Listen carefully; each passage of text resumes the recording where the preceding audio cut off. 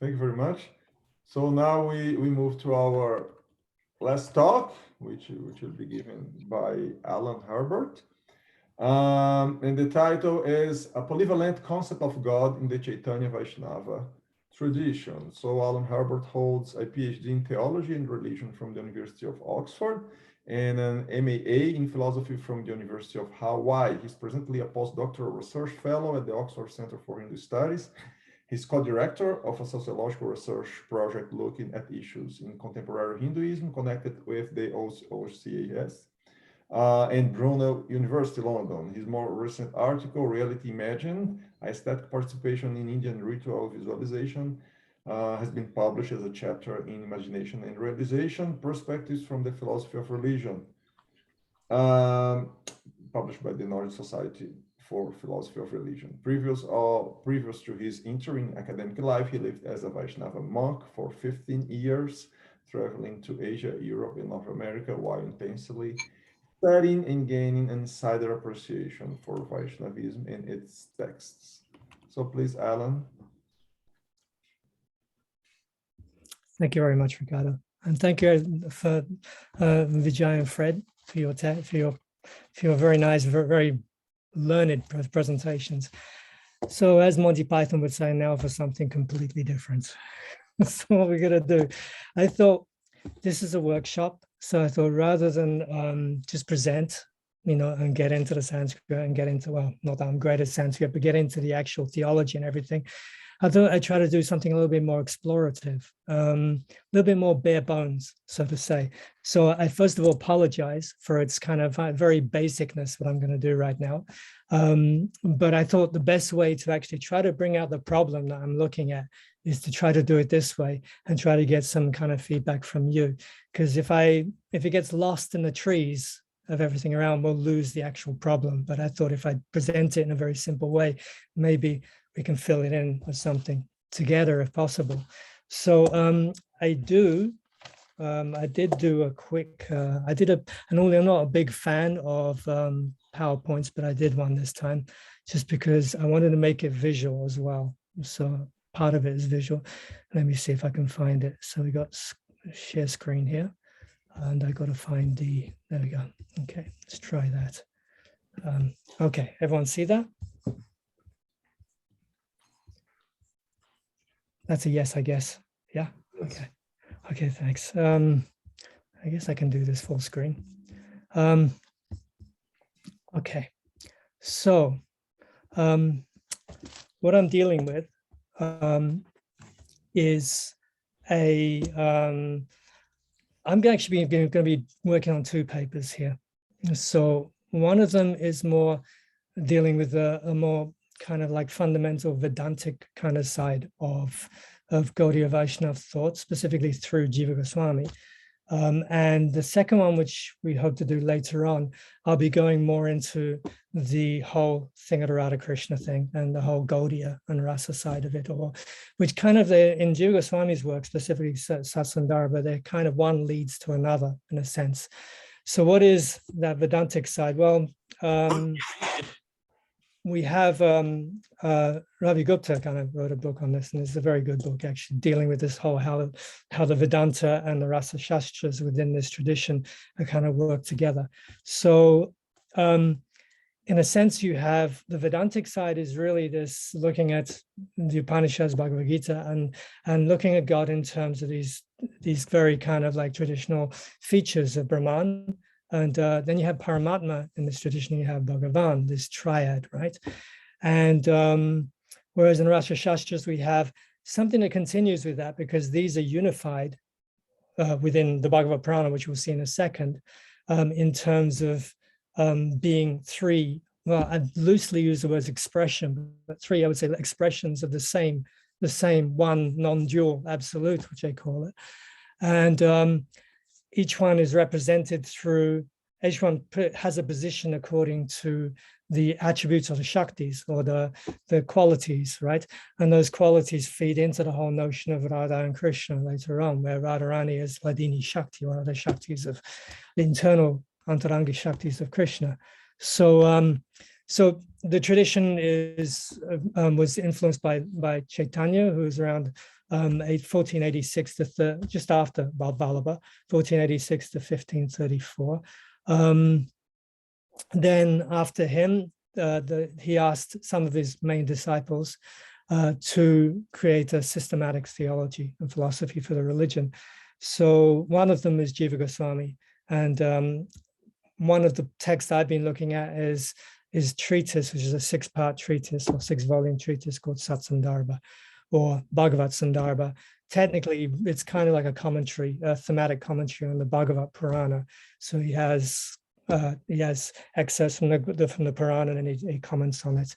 And it's split into 6 different volumes. The first four deal with Sambandha, and then you have this whole thing about Bidaya with a 5th one, Bhakti Sandarbha, the process, and then you have Prayojana, which is the goal of it all, Priti or love Bhakti.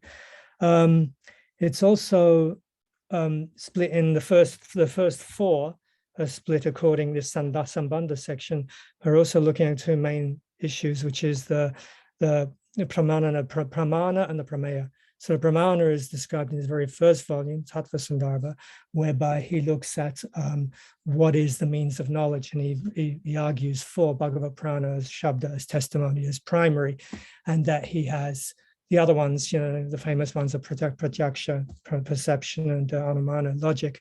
They're also there, but they're all subservient to Shabda. And there's other ones as well, which are also all subservient. But the main one he's looking at is Shabda.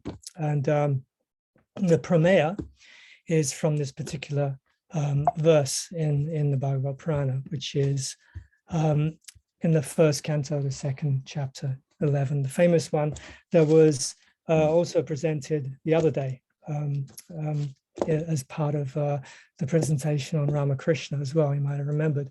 It's the Vedanti Tattva verse, which in rough translation is the knowers of Tattva, or reality, declare that the reality to be non-dual, calling it Brahman, Paramatma, and Bhagavan.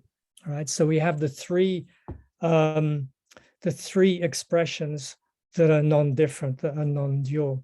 And Jiva Goswami looks at this as being the prameya. This is how to understand what is the subject, what is the subject matter of his whole treatise.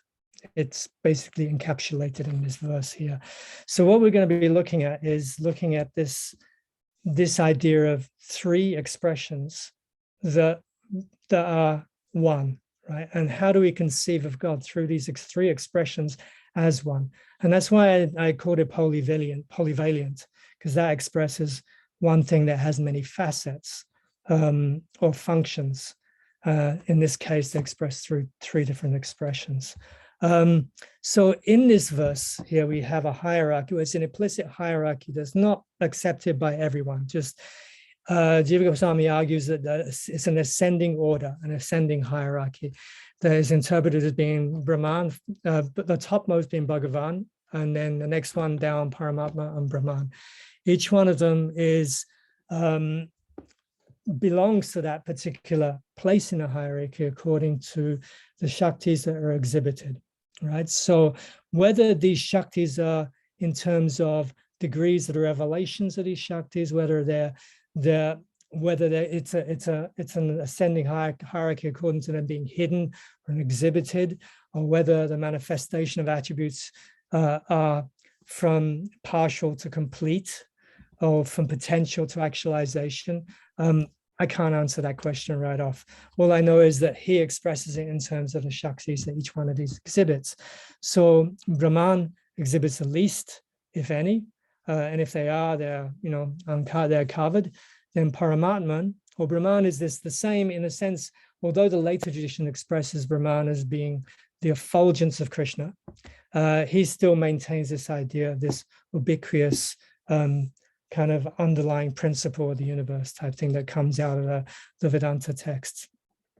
Paramatma is not like the Advaitin one. Paramatma is like Antaryami, which is the inner controller or the inner being, right? And has different functions, sort of Kshura, they have Kshura Dakshayi Vishnu, which is the one that creates, one of the 3 Vishnu forms that generates the universe. beings. And then they also have, there's a localized version within everyone's heart, that Paramatma that acts as witness. And finally, there's Bhagavan. And Bhagavan is the contains all, is the most complete aspect of or the expression of the absolute, which contains all Shaktis and everything of all the others, right? And in a sense is transcendent to everything, doesn't do anything, is just and later on in the fourth Sandarbha, Jiva Goswami connects Bhagavan with Krishna, which is where we start moving into the specific, very specific understanding of God from in the Gaudiya tradition. However, what I want to say here is that this particular conception of God cannot be just set aside. It's still very much prevalent within Gaudiya theology. Okay, so unfortunately, this is getting in the way. Let me just get this out the way. It doesn't move. I just wanted to look at this. This is actually Bhagavan expressed in Bhagavad Sandarbha, the second of the Sandarbhas, as Jiva would express it. So we get a quick idea of how he sees Bhagavan, the highest, the one with the complete Shaktis. So I'll just quickly read it out. This much we can say, that the basic entity, which is to be qualified as Vishaya, its essence, that entity's qualifications are Visheshana, its energies, and the quality substantive whole is Bhagavan Vishishta. Since Bhagavan is thus qualified by all energies, he is in fact the fully manifest and complete absolute truth. So Bhagavan means the possessor of Bhaga, majesty, opulences. So for Jiva, there's 6 of these. These are Aishwarya, and you can see Aishwarya, Virya, and so on and so forth, Yashas, frame, and they're all incomplete. They're all complete in and of themselves. So in Bhagavad Sandarbha, he also expresses Brahman in a more Upanishadic sense. So I just read a little bit of what he says about Brahman. There's many areas, he also, other areas he expresses it, but this gives us an idea of how it can be qualified. So Brahman, however, appears without clearly perceivable qualifications. Therefore, it is this incomplete manifestation. Bhagavan's being described as formless and as lacking hands, he's referring to verses here, hands, feet, and so on, is in reference to the unqualified conception of the essential entity appearing with the name Brahman. The ideas of all controlling influence and so on, that's from Paramatma, because Paramatma is the one which generates the world and maintains it in that way, refers to the Supreme's qualification considered separately. The indications of his being all-powerful and Bhagavan himself refer to the qualified whole. And then another quick quote there from, I think it's 4, Bhagavad Sandarbha 4, is, as the remaining leftover, the Supremes also being simply Brahman, is proposed in the words beginning Svapna, that which exists and hears in the states of wakefulness, dreaming and deep sleep, and which also separately remains external to these states. In the conditions of pure trance and so on, you should understand to be the form of Brahman, appearing as consciousness and nothing more. So you get a general idea of what he sees as Brahman.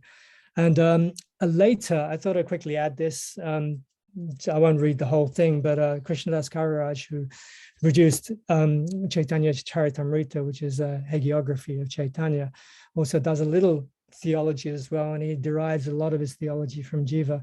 And he also sees these 3 different aspects of the absolute as being the one who pervades the witness of everything in the supreme form. So they have different kind of expressions. They're different expressions, right?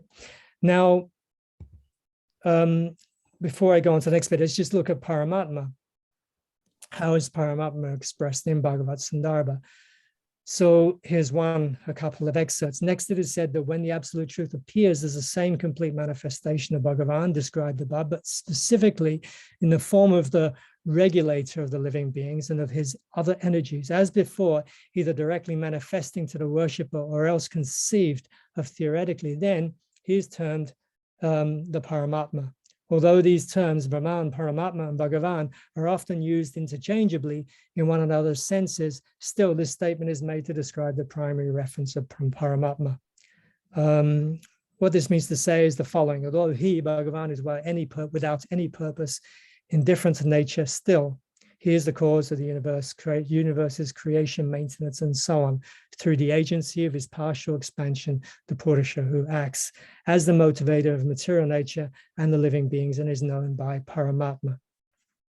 So Paramatma's qualities are connected with directing material nature and living beings.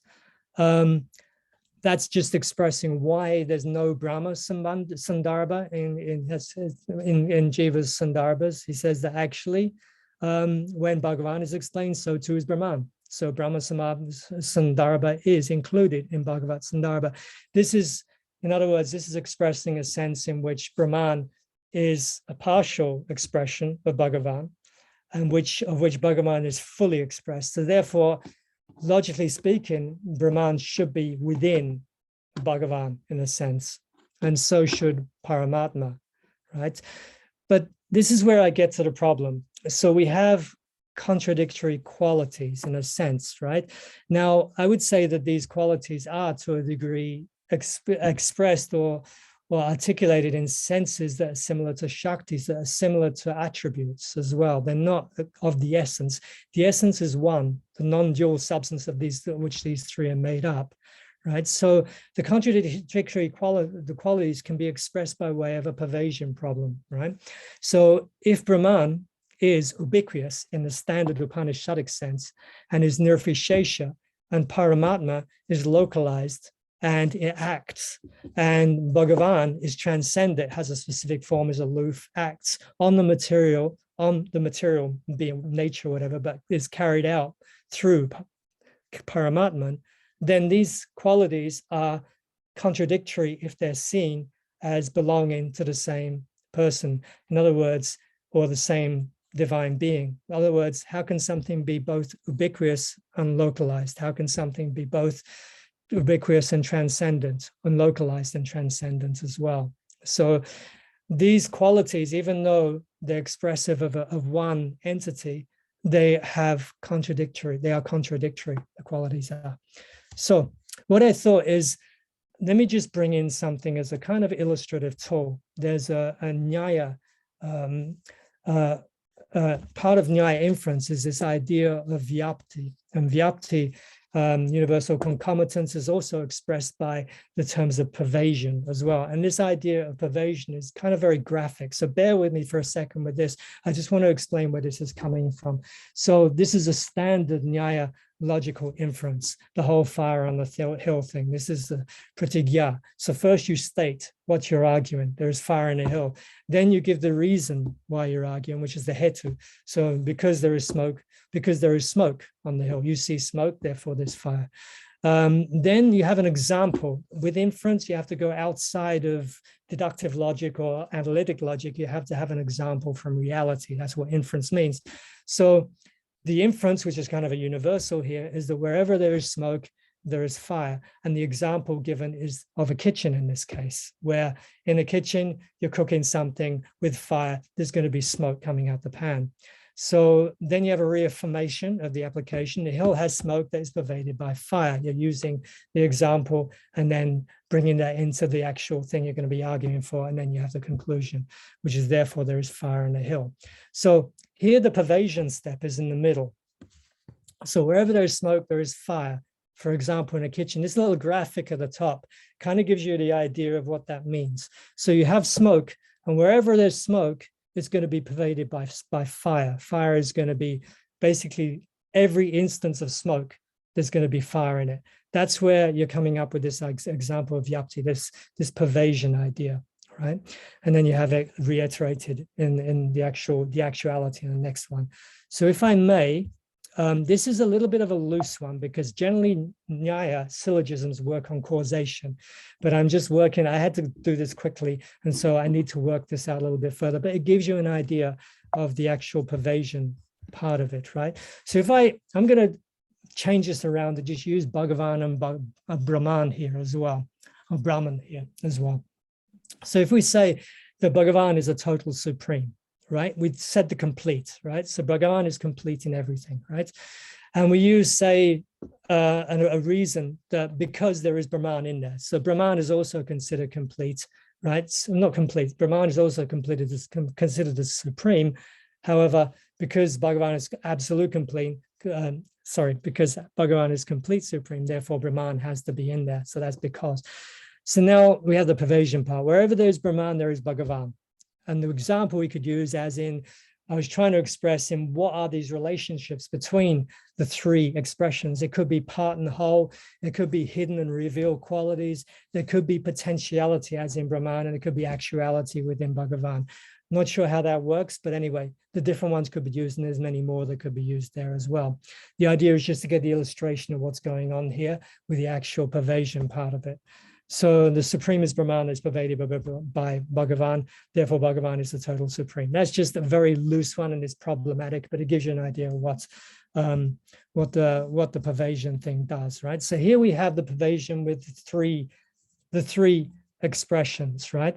So in this sense, now you can see that within Bhagavan, we have Paramatma. Within Paramatman, we have Brahman, because it's expressed in terms of attributes and properties or Shaktis. So if Bhagavan is complete with all Shaktis, therefore it must also contain all the Shaktis of Brahman as well as all the Shaktis of Paramatman as well.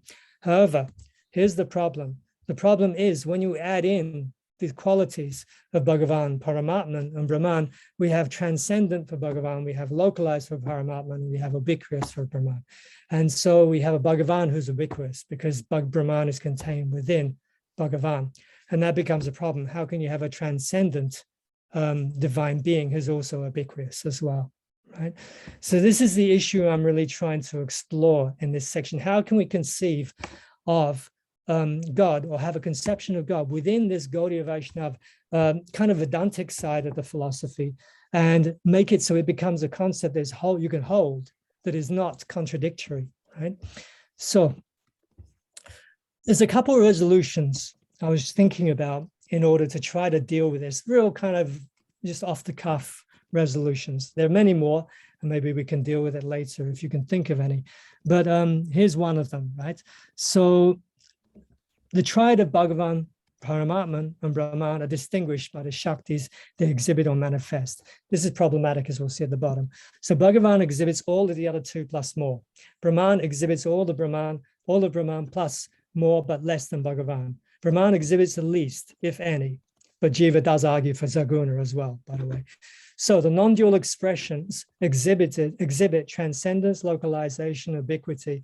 If these are Shaktis, then we haven't resolved, right, the problem, but we still have a problem of pervasion, right?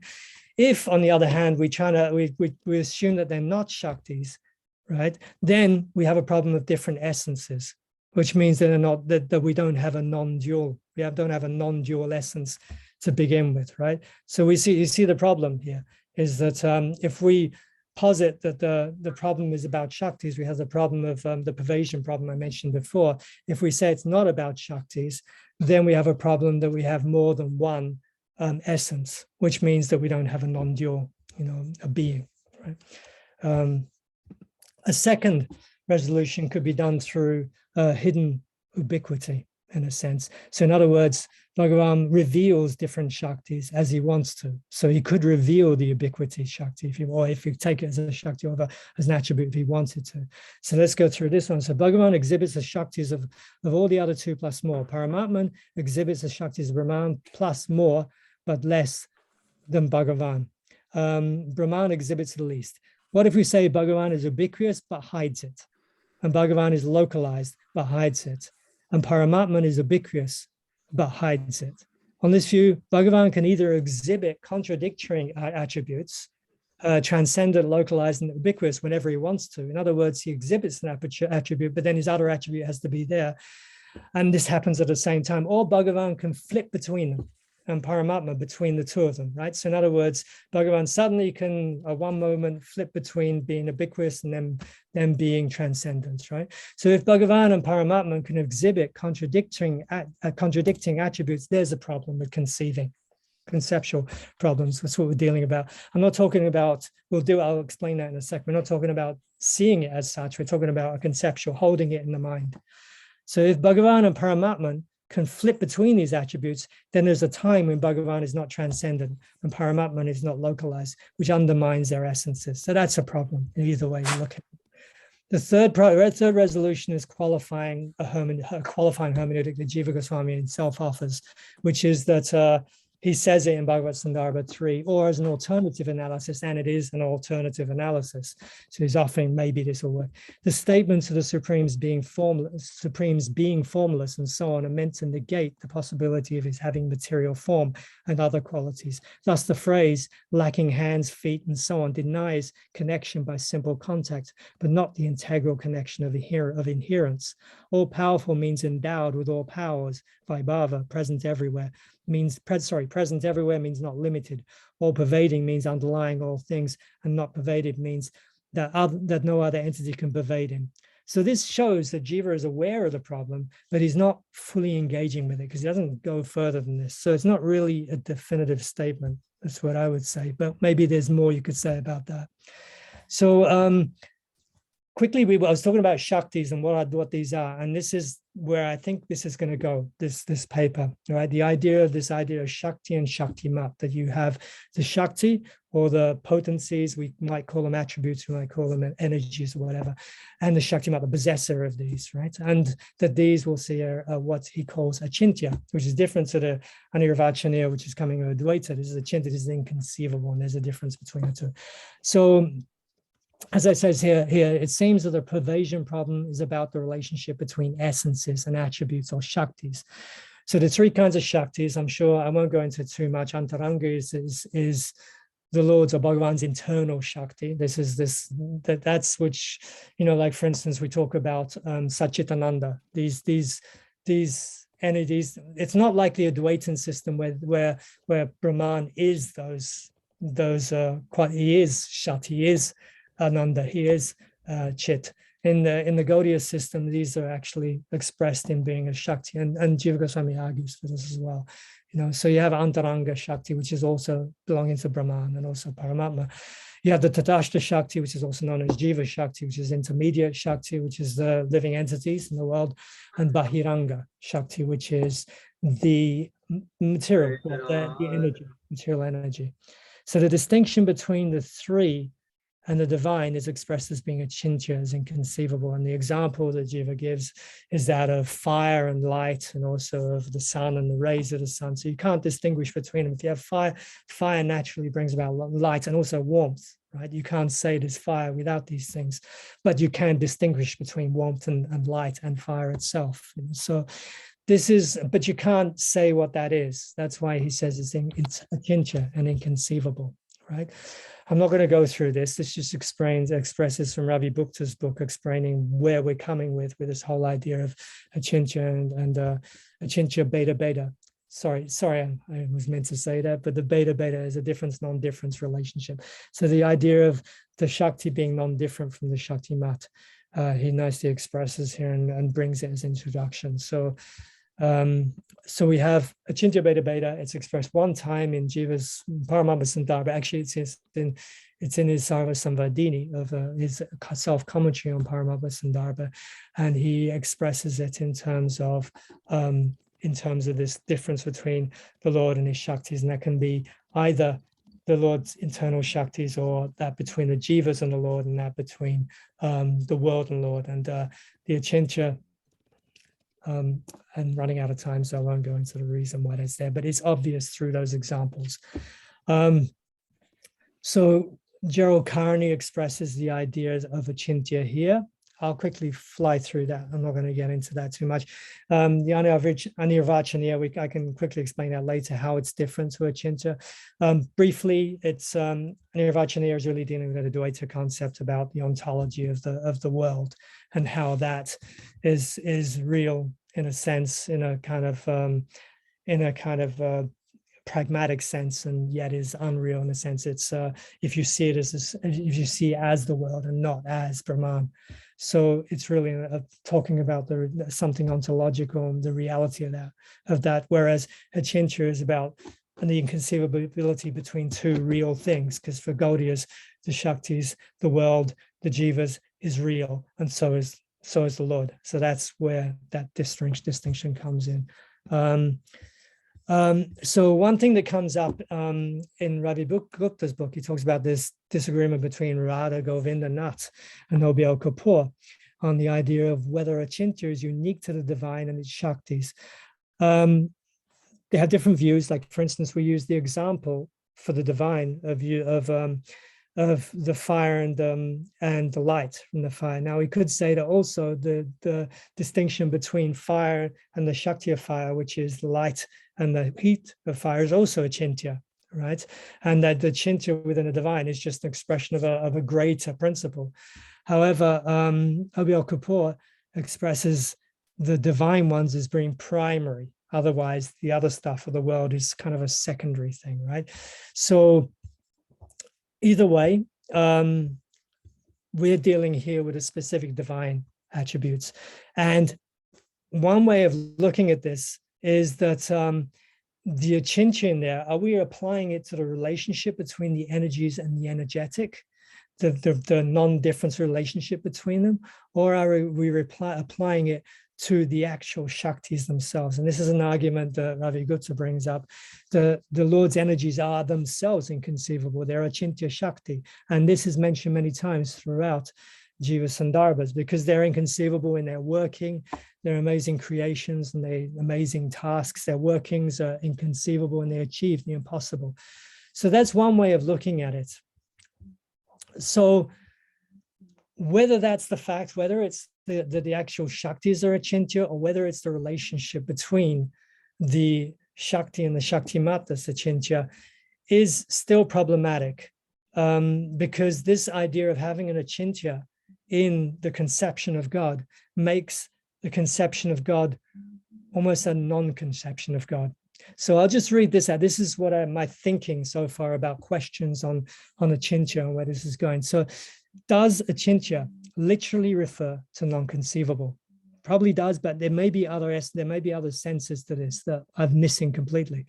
Because if it just literally means non-conceivable, if it forms part of a concept of God, then we have a concept of a non-conceivable God, in a sense, which is problematic. So contradiction cannot be conceived. Now, let me unpack that a little bit. So we could conceive of, right? And I use that word of, I emphasize it, or in other words, a form of an idea of something that is contradictory. So in other words, I can conceive of a square circle as a contradiction in the sense of 4 above. In other words, I can think of a square, and then I can think of a circle, and then I can think of a contradiction of trying to put them together into one shape while keeping their distinguishing features, right? I cannot, however, conceive a square circle. In other words, I can't hold a square circle in my mind, either pictorially or descriptively. It just doesn't work. It doesn't work at all. So does that solve number 2, which is a concept of a non-conceivable God? Can the concept of God in this particular aspect of Gaudiya Vaishnava theology be conceived in terms of an of, a separation of it? You just see God as being non-contradictory, but you can't actually put that concept in your mind. So for me, it doesn't satisfy, right? Because really the idea of a concept of God, especially if we're dealing with practitioners, is that you need to be able to really fully understand what God is, to be able to worship or think about God, or even theologize about God. So if you're thinking of it as something that's non-accessible, God is non-accessible, it becomes problematic. So is it possible that Achintya refers to something that can be adequately conceived so that we can have a concept of God in terms of that? We can resolve that whole pervasion problem that I was talking about before. And so that's where I'm going to end this right now. And I'm going to try to go out of this screen if I can. Okay. Thank you very much. Okay, thank you, Alan. Thank you very much for the really interesting presentation. I don't know if it made sense. We do have some time for questions. Okay, Hridayananda Das Goswami, please. Your mic is off. Thank you. Thank you very much. I appreciate these presentations. I would like to say a word about achintya. I'd like to look a little more closely. Of course, it's the Sanskrit verb chint, and which can also mean to worry about something. Like, for example, in the Bhagavad Gita, I think it's chapter 16, Krishna is talking about the Asuras, and he says that one of their characteristics is that their chintas are aparimeya. They have immeasurable anxieties and worries and so on. And so, and of course, achintya is just the negative gerundive. I would suggest that, because Alan, you raised an excellent point that it's problematic. Like, how can you say that? Because Krishna throughout the Gita talks about how you can know him. You can know me this way, and you can know me that way, and you should know me as this, and you should know me as that. And yet, if God is inconceivable, then what's going on? So I would suggest that this is paradoxical, not contradictory, and that the word achintya roughly corresponds to what we would call in Western philosophy unaided reason. And that one cannot simply sit down and think about it and figure it out themselves. But as we know, the whole concept of shravanam or shruti is that, the Bhagavatam is just full of statements about Krishna is shravaniya, to be heard about, or the process of shravanam, kirtanam, and so on. So clearly, and of course, Krishna's whole discourse on jnana, on knowledge and how to know him, and he calls himself gyatavyam, the object of knowledge. He says that, I think 15:15 in the Gita, Vedais cha sarvair aham eva vedya. By all the Vedas, I alone am to be known. So clearly, Krishna is not teaching that he's unknowable. And so there must be a significant distinction between unknowable and inconceivable. Say agyatavyam, which would be unknowable, and achintya, inconceivable. And so, because, as I think you very astutely pointed out, it's very hard to know something you can't conceive, I would suggest that the typical translation of achintya is inconceivable is a little sloppy, and that we should think more in terms of unaided reason, that you cannot figure out Krishna by yourself. You just sort of sit under a tree and think all day. However, it's knowable. The achintya can be gyatavya, it can be knowable. And if we understand it in that way, then I think the contradiction turns into a paradox. Can you quickly distinguish between a paradox and a contradiction? Sure, that'll cost you a little extra, but well, actually, in order to, I'm just going to go right to the dictionary so that I don't, to avoid any possible controversy on that. So in my standard, well, this dictionary is on my Apple computer. It's a pretty bad dictionary, but paradox, a seemingly absurd or self-contradictory statement or proposition that, when investigated or explained, may prove to be well-founded or true. So a paradox is an apparent contradiction, whereas a contradiction is just a contradiction. So again, I would say that clearly in the Bhagavad Gita, clearly in the Bhagavatam, and all the other literatures I know of, achintya does not mean agyatavya. It does not mean unknowable. And it's all about knowledge. Krishna has that whole sort of paean to knowledge. In chapter 7, he goes on and on about there's nothing so pure in this world as knowledge. And so the Gita is constantly glorifying knowledge, and Krishna urges us to know him.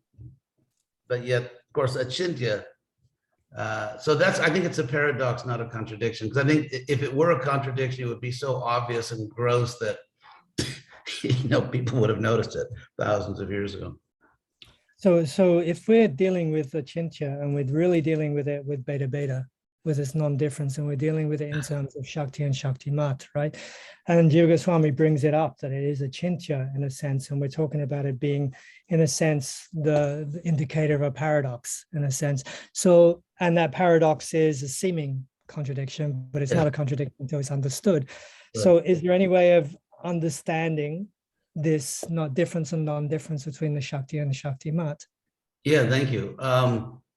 Yeah, because as you said, I mean, if you just, I mean, going back to Aristotle, you know, you can't have X and not X in the same relevant way. It's the law of non-contradiction. It's one of the, I better watch out because we have a logician here, Ricardo. But anyway, so it's a law of non-contradiction. Veda, aveda.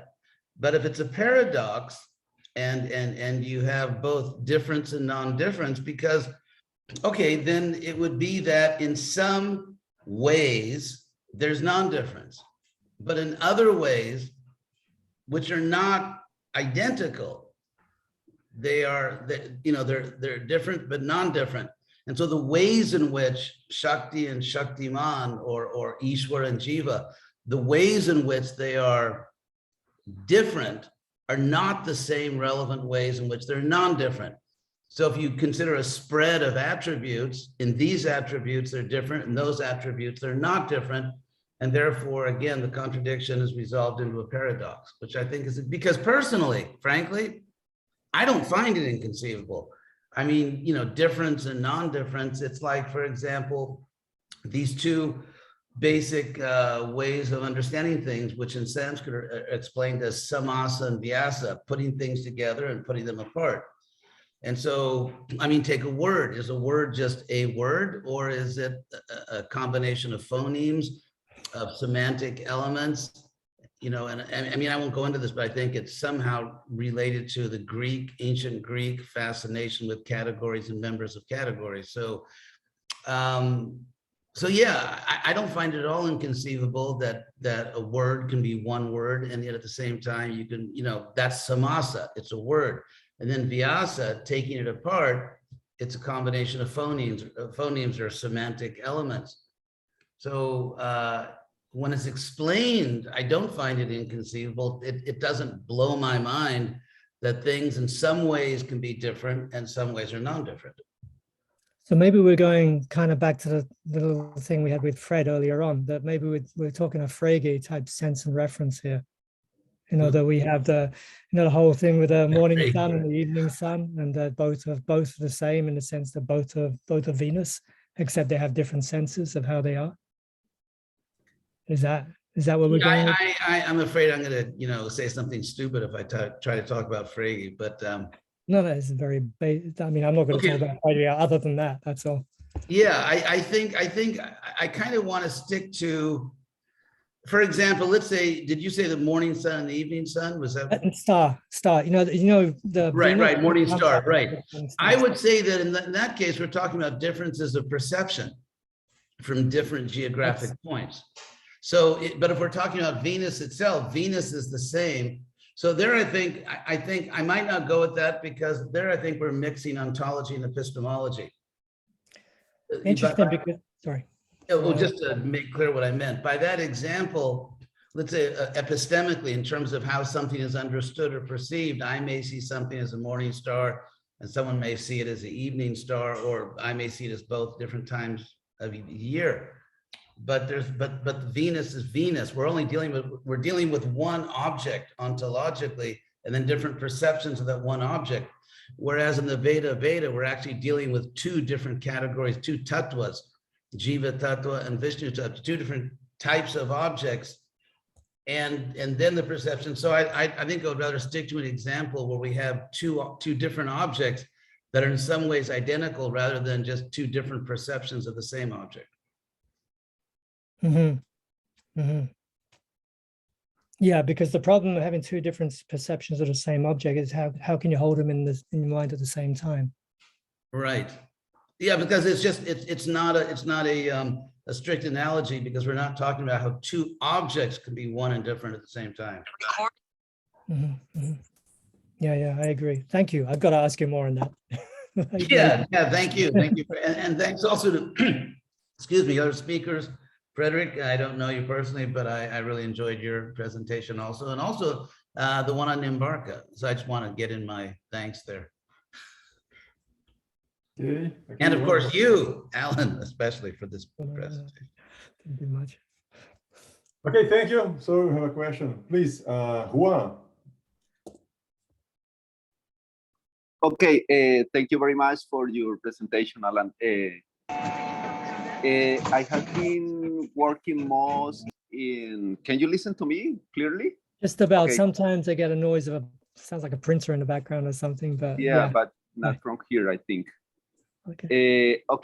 I have been working on, especially on metaphysics, metaphysics of mind, and applying concepts like emergence, fundamentality, ontological dependence. And now I am moving to philosophy of religion, and especially I am interested on Vaishnavism and Gaudiya Vaishnavism particularly. And I think that what Haridras Goswami, I think is his name, was saying, I completely agree with him about the concept of Achintya. And I was reading Tattva Sandarbha and with the commentary of Satya Narayan Das Babaji. And the final part he has, because this concept of Achintya is very interesting to me, because it's one of the most fundamental issues from the point of view of philosophy and metaphysics.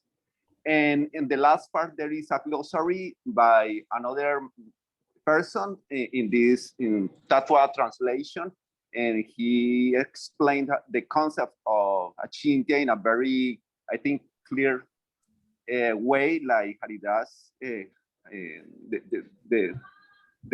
Goswami that was speaking now. And there are two terms I don't know, because I don't really know in very technical terms, but the idea is that for our own power, our own intellectual power, we cannot understand that reality, but there is like a descendant way of understanding when we enter in trance. For example, when Sukadeva Goswami or other people like them enter in this kind of samadhi, they can realize this kind of truth, because they are receiving from the high to the down. And I agree with that, but I have the intuition on the other side. Hello? That Hello? The problem of difference, Achintya Veda Veda, difference and non-difference can be, I had only the intuition that can be articulated in metaphysical contemporary terms, in using the concept of metaphysical dependence, fundamentality, and emergence. Something like that I had in mind is that, for example, one of the examples that are used are the relation between the sun and the light, the sun and the rays of light. And I will say that the sun is like the object, and the light are the properties that emerge like parts. Mm-hmm. So the sun is fundamental, and the rays can also be fundamental, but are dependent, metaphysically dependent on the first. So there is, when we speak about identity, we really, when Achintya Veda Tattva speaks about identity, really is pointing out to the idea of metaphysical dependence, that one thing cannot exist without the other in any metaphysical world. But there is a difference between, because there is a priority, we can say. One is prior, metaphysically speaking, to the other, but they cannot be apart. And this would be more or less the idea, the intuition, because I didn't have articulated until now. What can you think about that? Well, first of all, let's just unpack that for a second. So you're saying, I mean, one little part of it, you said that, okay, so you have these two things, right? You have the object and the properties, right? Let's use the sun example, the sun and the rays of the sun, right? And you said that the properties are dependent on the object. So the properties of rays are dependent on the sun as well. Wouldn't it be that the rays, sorry, the rays. Yeah, wouldn't it be also that the sun is dependent on the rays? Because without the rays, there is no sun. So there's a two-way dependence going on here. One doesn't exist without the other.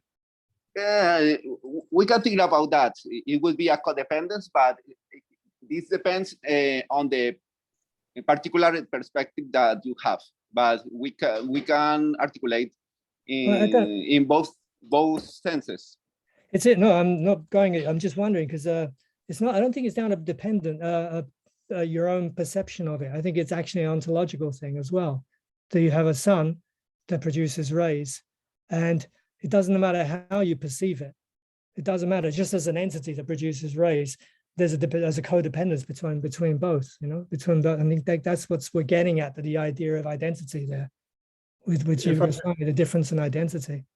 If I may interject, I think Juan's idea might be interesting. If I understood him well, I think he's saying that we should consider the relation between Bhagavan, Paramatma, and Brahman as one of ontological dependence.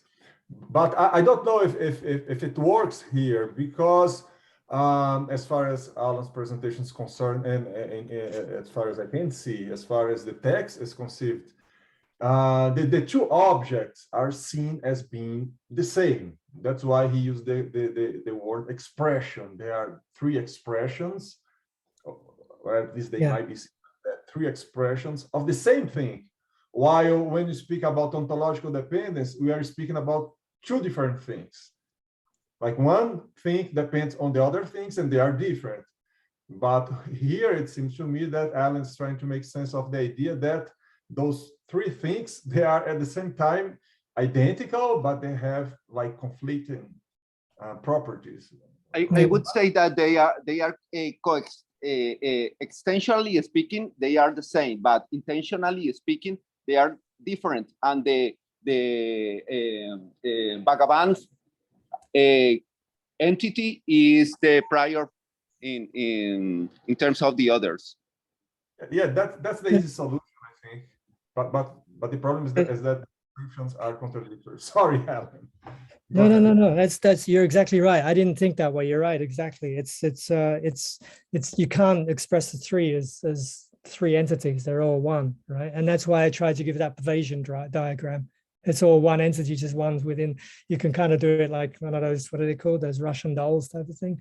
But actually, anyway, but also the other thing is that the code. No, it's an interesting idea. I mean, I'm trying to think of how that can work in a sense, if we can use it analogically almost.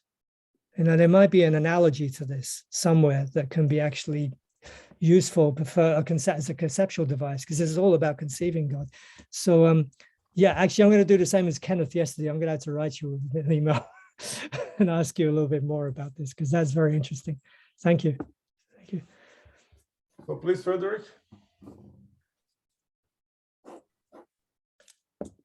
Yes, thank you. And I appreciate all of your comments, and especially those by Caitanya Das Goswami, about whom I've heard a lot over the years, and I'm so happy to have your darshan. Is there any article or passage you can refer me to that actually, you know, chapter and verse discusses the difference between anyatavya and achintya? That's really a question that I have here. I mean, do you know of any? Can you refer me to something? The best I can, the easiest, most accessible one I can think of is a secondary source. That's there's some information in Ravi Gupta's book, which is called now. It's, I don't know, Chaitanya Vaishnava Vedanta of Jiva Goswami. There might be something in there. His approach, he doesn't go into it philosophically. He just kind of outlines the problem and just says it's possible to go in this direction, that direction, whatever. And as for distinguishing between, I'm not sure if he goes that far. Other than that, I can't think of anything off the top of my head that goes into detail. You're talking about primary sources, right? Yes. Yeah. The place that Jiva Goswami talks about achintya. Well, there's many areas in that he talks about Achintya Shakti all the way through. But when he talks about this particular issue of Beta Beta, is in Paramatma Sandarbha. Oh, Sorry, it's in the was it Sarva Samvadini of Paramatma Sandarbha, and I forget, it's 27 or something like that. I can find out for you. but it's in the Paramatma Sandarbha anyway. It's in the Sarva Samvadini of the Paramatma Sandarbha. So in that he describes different ones of the Anuchedas. He has a whole bunch of Anuchedas, 1 to whatever, and then in that particular Sarva Samvadini, he does the first 4 Sandarbhas, and he just picks out certain ones of his Anuchedas and expresses it and explains it more. And in that particular one, he talks about 2 different Beta-Betas. The other Beta, I think it might be even an Nimbarka in there. That he talks about the different Beta-Betas, and then he talks about Achintya Beta-Beta. So it's in that. Yeah, I have one other comment, and this isn't particularly relevant to your paper, but since this is the last paper in the conference, I wonder whether there's going to be a general discussion afterwards, like, after we're all done right now, because I have some ideas about maybe what would be also desirable in the book, but that's a separate issue entirely from your paper. I think we can do that. We can do that. Perhaps not today, of course. Perhaps not this week, but certainly it's a wonderful idea. Let's do it. Fred, are you open to just getting back into another one of these meetings and just talking about it? Yeah, I mean, after seeing the lineup and hearing most of the papers, I do have some ideas about what there might be an addition or 2 that might fill out the book. That's all. Great. Sure. So are you satisfied, Frederick? Pardon? Are you satisfied with the? Oh, I'm happy with what's gone on. Yes.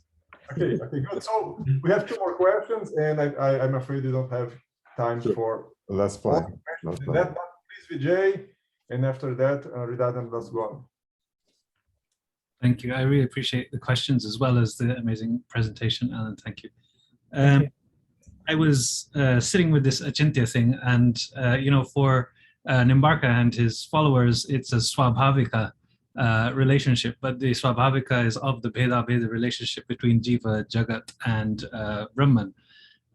This notion that it's natural to be simultaneously one and different. But he does use the word Achintya, and he uses it, if this is any help for you, in reference to the Shaktis of Brahman.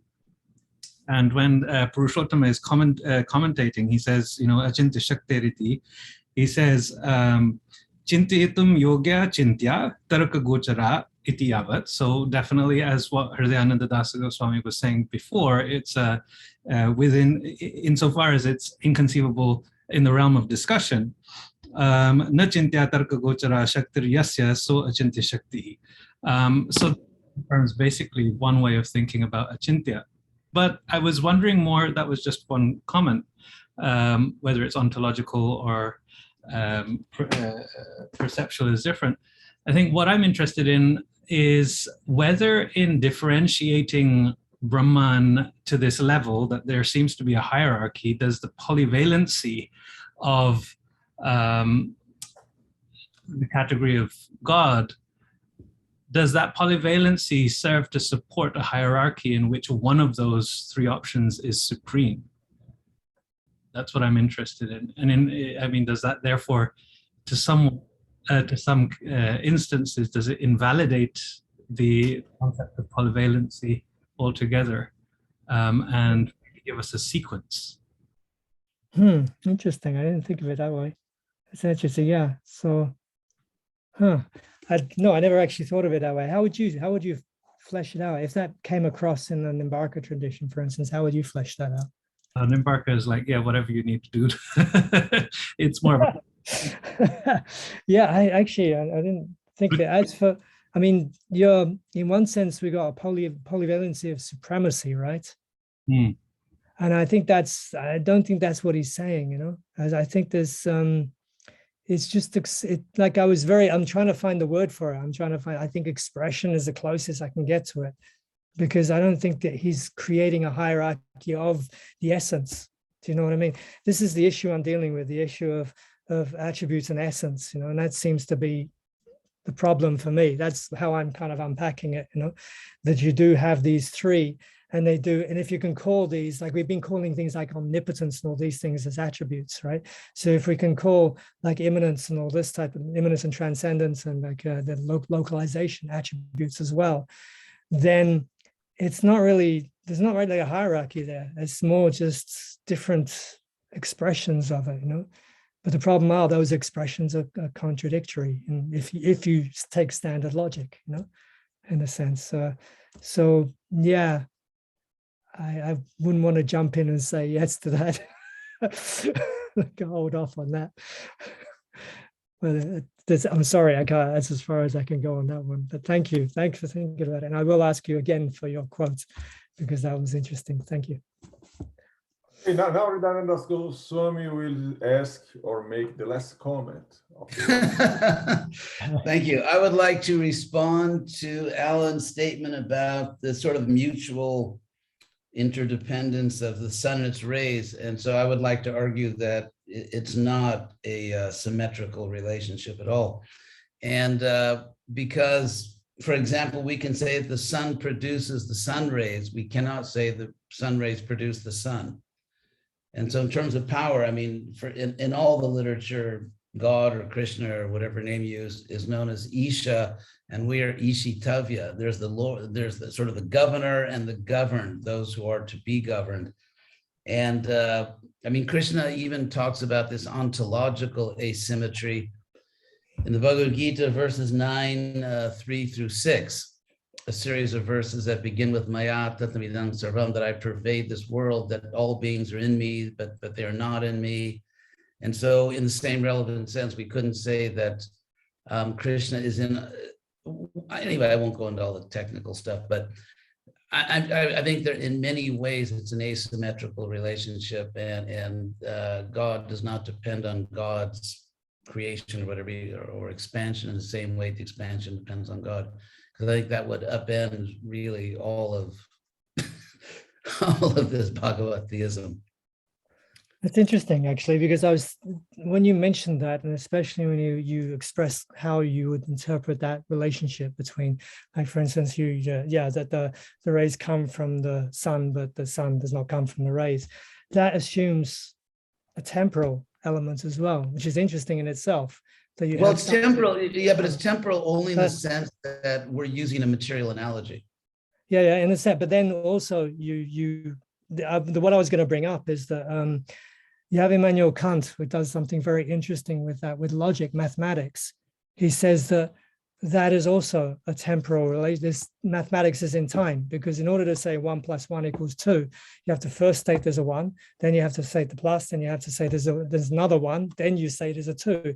It's a temporal thing. You can't just have it just happen out of nothing, just one thing, whatever. Oh. So implicit within logic, there's a temporality. So that's interesting.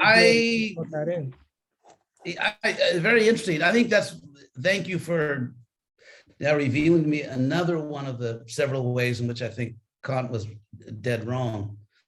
And because I would go to Plato before Kant. I mean, I think you could say, well, are there creations or are there universes where 1 + 1 isn't 2? Or, for example, let's say in Vaikuntha or in an eternal realm, if there's, let's say, Krishna sees one gopi and then he sees another gopi, can we say that Krishna saw 2 gopis that day? And so I think, anyway, I think it's I think Kant in general is a disaster for metaphysics. And therefore, it doesn't surprise me that Kant, in my view, got wrong the sort of the temporality of certain basic things of logic. And even in the Shastra, in the Bhagavatam, for example, or any of these texts, they seem to use sort of standard mathematical logic. Like if there's one person, then another person came, there's now 2 people. So so to say that something manifests, I think perhaps the basic mistake, at least of Kant as you presented it, is that the fact that something can manifest in time does not mean that it originates in a time medium, or that it doesn't exist beyond time. I mean, as we know, the whole point of the avatar, or in general of jivas coming to this world, is that an entity which is actually eternal takes on the qualities of material time through a material body. And that gets into, of course, an issue in the philosophy of math, is that, are mathematical entities just, are they empirical objects, and mathematicians, philosophers of math will argue they're not, but I'm sort of getting far afield here. But suffice it to say that I think the relationship, the ontological relationship between jivas and Ishwar, that relationship is also Veda. There's some ways in which, let's say in loving relationships, there's a type of symmetry, there's a type of mutual dependence, but ultimately there's Isha and Ishitavya. There is the dependent and the independent, the origin and that which emanates from the origin. And Krishna, I think, makes that distinction very, very, very clearly. So I don't think there's any way, at least in Bhagavad philosophy, one may have their own philosophy, but at least in Bhagavad philosophy, I think there's no way one can construe a simple equality or symmetry of powers, in any serious ontological sense. Okay. No, I was trying to support your argument actually before, but I was trying to figure out how. Sorry. I accept all I think you destroyed your own argument. Anyway, I was just trying to figure out, like, so you were saying that if something comes, you have an origin in your example. For instance, you said that something comes from something else, like the rays come from the sun, and the not the other way around. So that's why I was kind of trying to thinking, is that a temporal situation in which you have an origin, you have something that comes from it, so a causation type thing. So that's why that's a key point, because like when Krishna says in the Gita, Aham Sarvasya Prabhava, I am the Prabhava, the source of everything, Matak from me, Sarvam Pravarte, everything proceeds from me, then and yet that doesn't mean in the context of the Gita that let's say the Atma didn't exist and now it comes to exist. And so there can be an eternal relationship of emanation, of provenance, of ontological dependence, and that relationship can be eternal.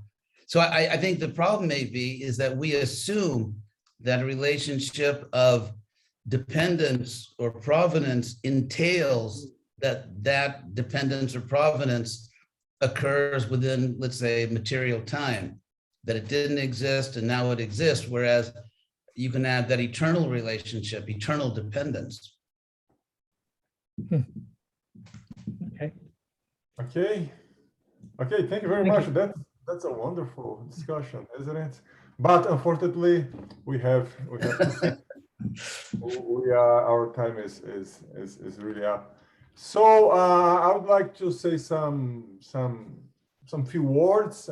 First of all, because we are concluding the workshop, not only the session. So I'd like first to thank all the people who made this workshop possible, and especially thanks to the speakers who heeded our call to develop what we are calling here a philosophical perspective on the Vaishnava concept of God, and who kindly took the time to share their work with us here. We thank Gabriel Hayes. Perhaps you can wave, Gabriel. Gabriel, he was responsible for all the logistics involved in this workshop, from contacting the speakers, advertising the event, and designing the program. So thank you very much, Gabriel. And we thank also Assis Mariano for his help with advertising and Zoom issues. And of course, we thank you all for your interest in our project, for coming to our workshop and contributing with so many questions and wonderful discussions that we had here. Thank you very much. So I suppose Alan want to say something? No, you said everything I needed to say. I saw Gavin just arrived. I wanted to thank him for his his talk the other day. It was very good. Thank you. So sorry I'm late. I had another engagement.